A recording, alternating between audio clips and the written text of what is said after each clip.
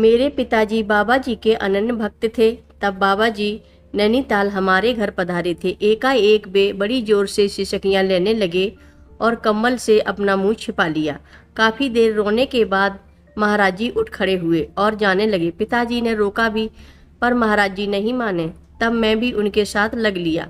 बाबा जी सीधे कैला खान होते हुए पैदल मार्ग से निकल पड़े और सीधे सैनिटोरियम पहुंचकर बड़ी तेजी से एक कमरे की ओर बढ़ गए और उसमें घुस गए। मैंने देखा कि वहां एक मरीज अपनी अंतिम सांसें गिन रहा था। बाबा जी को देखते ही वह अत्यंत प्रसन्न होकर बोला, महाराज जी, मैं बड़ी देर से आपको ही याद कर रहा था दर्शनों के लिए। आप आ गए। उखड़ती सांसों से इतना कहते उसने बाबा जी के ही समक्ष अपने प्राण त्याग दिए।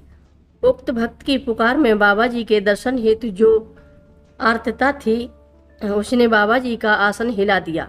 बाबा जी की इस दया मूर्ति के दर्शन कर मेरा अंतर भर आया।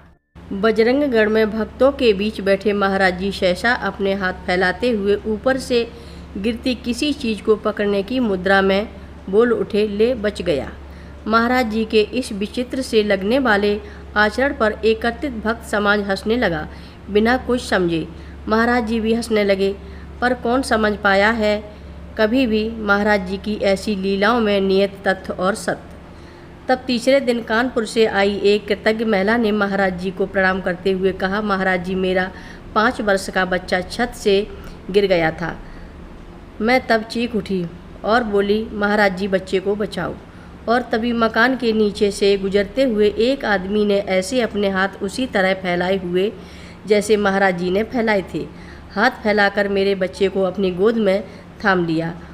बच्चा बच गया महाराज जी आपकी कृपा से, वरना भक्तों की समझ में तब आ पाया महाराज जी के हाथ फैलाने का रहस्य।